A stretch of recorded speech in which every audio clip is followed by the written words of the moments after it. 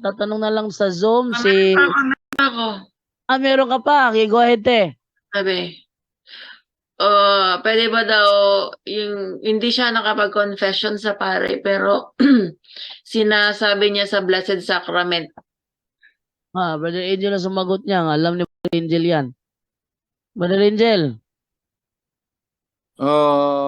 Well, basta ang turo ng simbahan, basic teachings natin, go to confession, isa sacraments, kapatid, no?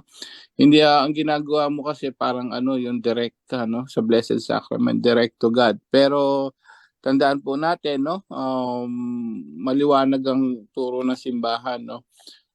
We need to go to confession at least once a month, or mas maganda once a week, no, kung kaya. So yung Blessed Sacrament, yes, may mababasa sa Biblia, you can ask forgiveness, no, to God, no. Pero may proseso talaga kahit anong gawin natin para magkaroon ka ng absolution. So kasi kahit anong dasal tayo ng dasal, yun nga, no, dati tanong ko rin actually nung nasa charismatic pa ako, tanong ko rin yun bakit kailangan pa di ba? So humingi na naman tayo ng tawad diretso, katulad ng Ama namin, no, patawarin mo kami sa aming mga pagkakasala. So pero may tama yung sagot ng doon ng isa sa mga elder doon. Sabi niya, paano malalaman ng absolution, no? Paano malalaman na na pinatawad ka na? Ngayon, sino magpapatawad? Kagaya ng no, malinaw po ang nagsabi sa Juan 20 nga po,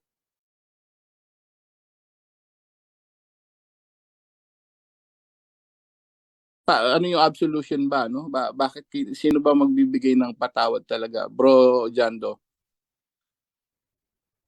Okay, no, sino bibigyan ng patawad? Okay, ito yung basahin sinasabi sa Bible. Sa Juan 20:23. Ito yung nakalagay rito. Juan 20:23. Ganito ang sinasabi. Kung patatawarin nyo ang kasalanan ng isang tao, pinatawad na siya ng Diyos. At kung hindi nyo patatawarin ang kanyang kasalanan, hindi rin siya pinatawad ng Diyos. Napakalinaw kasi yan. Actually, even Old Testament. So, Old Testament pa lang po, kung maalala nyo, no, maraming mga maraming mga talata sa Old Testament na sabi ng Diyos na pumunta kayo sa mga pare, no, maghandog kayo sa mga nagkakasala.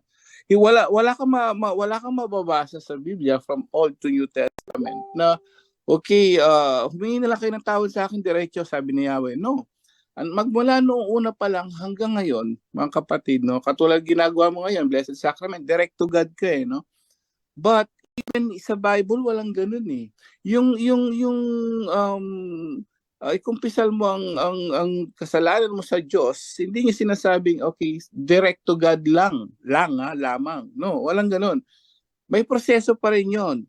Parang yung John 3:16, sino mang pag ito yung nami-misinterpret ng mga nagsulputang sekta, no, ang sumampalataya ay maliligtas, no. Pero wala naman nakalagay na lamang, no, faith alone. Ang nangyari, binalalagay ng alone. So nangyari, cut na doon. Paano yung ibang turo na tungkol doon sa gawa? Hahatulan ka sa gawa. Sabi mo, hindi na kailangan ng gawa.